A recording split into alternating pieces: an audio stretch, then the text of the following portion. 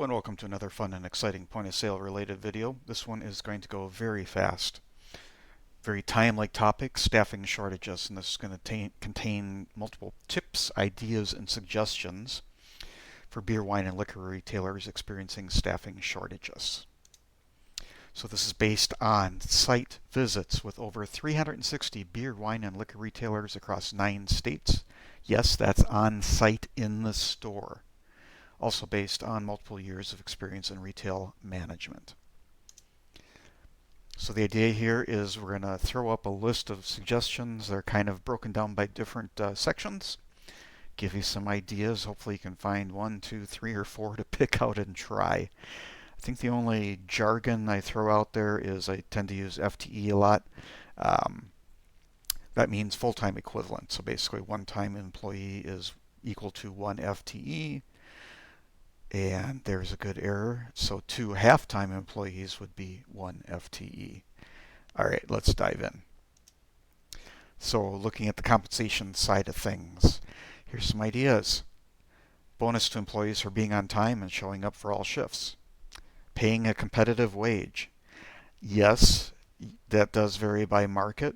I think the only exception I saw where things were not tight was in the Oklahoma City area where they didn't really have much of a labor shortage. But everywhere else, I am going to guess that you're going to need to have at least $15 an hour. Predominantly, that's the number I saw. I saw as high as $23 an hour in some of the larger markets. It's the reality, folks. It's the reality, and that's what the liquor stores are paying for a cashier, a trainee cashier. Other ideas and suggestions, benefits for part-time and full-time employees. Most folks offer them for full-time, but maybe you could do some sort of a prorated amount for part-time employees. Have a growth plan with incentives for completion of growth plan steps.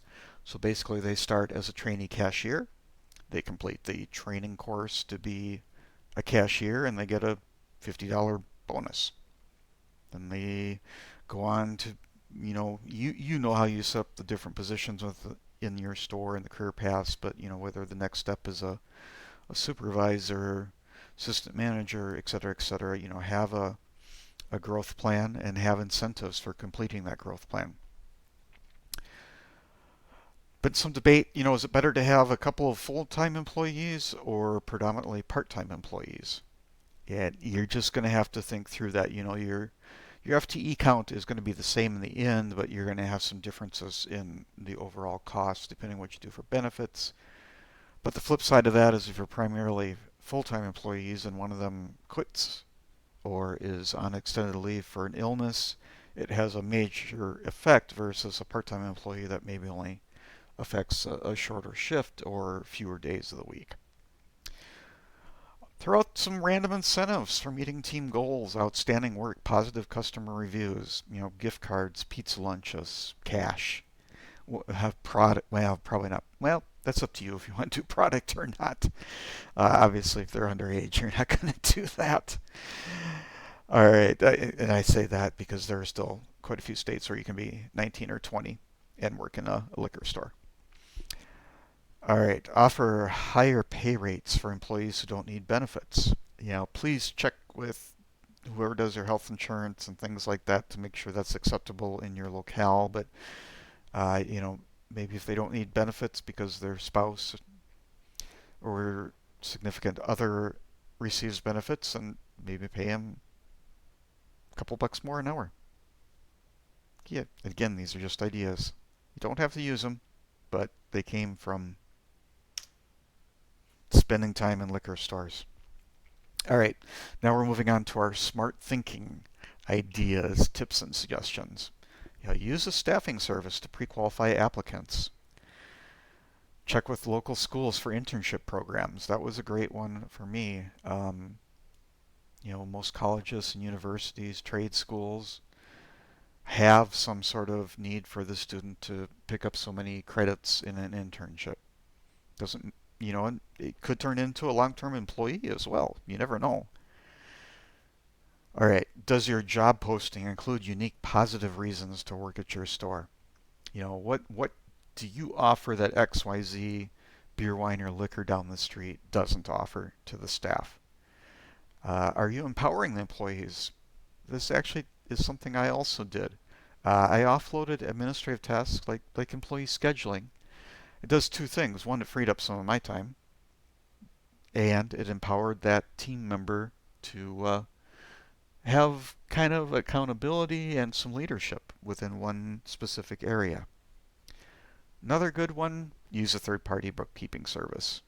Frees up some time, and if you're using the correct technology, you can automatically send them all the information that they need or give them remote access to the system. And that ties right into using point of sale technology at its fullest to free up managers' time. I'm going to link a video in the description, but basically, if you're using your point of sale system correctly, that is the equivalent of about a 3/4 time employee. About 30 hours a week is what can be saved by correctly using a point of sale system. Look at your processes to increase efficiency. How you do your purchasing, receiving, even shelf tags, opening and closing procedures, and not just the point of sale system, but your alarm system and maintenance, light bulbs, coolers, maintenance, rotating stock. How do you do that? And is there a quicker or more efficient way to do that? Another one that I found super, super beneficial was using a job coaching service to add staff who have disabilities. They can do a large variety of tasks from stocking shelf tags, opening mail, cashiering, answering the phones. And what you end up is you get a wage credit plus that person comes with a job coach. Now, it doesn't mean the job coach is going to be another employee, but you can offload the training and mentorship and management of that person using that job coach. And I gotta say, these have been some of the most loyal, some of the most fun employees I have ever worked with or hired. All right, some more smart thinking. Are you hanging on to bad employees or just hiring warm bodies? Don't. It doesn't help in the end. You spend more time dealing with issues than any amount of work they actually complete. Are you being smart? Are you cross-training your employees so you not run into a situation where only one employee knows how to print shelf tags, receive inventory, operate the alarm system, things like that. Make sure people are cross-trained. So if you lose one employee, you're not losing a key employee. And yes, that does happen when you get calls and the key employee quit. Now no one even knows the password to get into the point of sale system or the alarm codes or any of that stuff. So cross-train, cross-train, cross-train. And our final one here, create a safe working environment with a zero tolerance policy against internal theft, and prosecute external theft. I just actually had that conversation with a couple of stores because word was out on the street that they are lax on letting employees steal. And then another chain of stores does not prosecute shoplifters. Word gets out on the street. And plus, how safe of an employee are you if you're working, how do you feel as an employee if you're working in one of those stores? I wouldn't.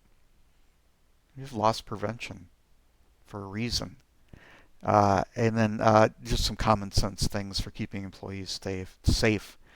Not letting people hang out in the parking lot, panhandle by the front door, always having two people opening and closing, just common sense stuff like that. If employees don't feel safe, they're probably not going to hang around too long. Second pair of eyes ideas. This kind of tags into what I just talked about. Is the store an inviting place to shop? If not, it's probably not an inviting place to work. And inviting means even some simple things like there's no broken out light bulbs, stock is easy to find, there isn't stocks blocking the aisles. That's a pet peeve of mine.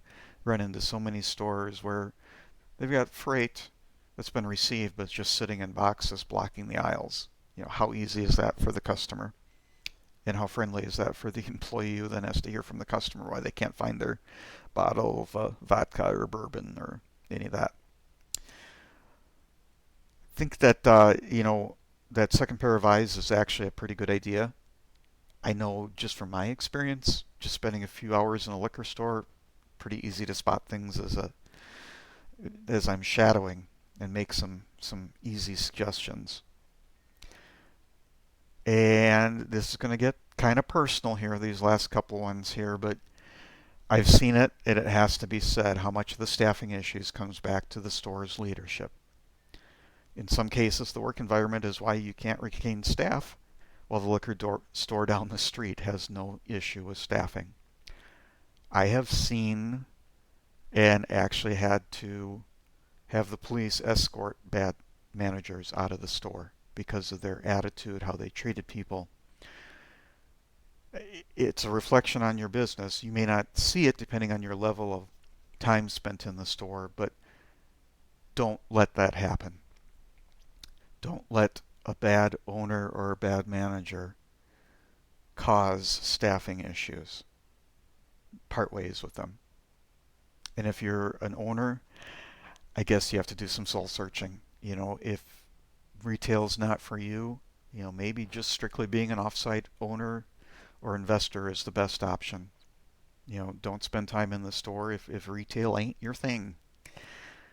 And also, something that you might need some outside help on is the store's leadership so fixated on the staffing issues that other important tasks are being delayed. You know, there are things that happen, but we are multitaskers when it comes to retail. We can't let one thing cascade into delaying other issues. So, and this is where, if you're not a good soul searcher, then it's time to have that second pair of eyes spend some time in your store. Call somebody in who knows retail, who knows beer, wine, liquor operations. And it doesn't take long. Usually when I'm in a store, it's been as low as 15 minutes. I've got stuff, whereas some of the owners that I know a little bit better will spend a couple hours. So, okay. Promise to make this quick. I have to put this in the video description so you can click on it, but this shows again how a point of sale system used correctly generates a good ROI or the equivalent of a 3/4 time full-time equivalent. And then there's our contact information. And sorry, this one a little longer than I'd hoped, but I wanted to get all this out. And hopefully you'll find at least a few things in here helpful to try. Please let us know if it works. If you have other suggestions, please, please, please comment in the video description or contact us directly. Would love to update so we can all collaborate as we work through this yet another challenge in the world of beer, wine, and liquor retailing. Thanks for watching.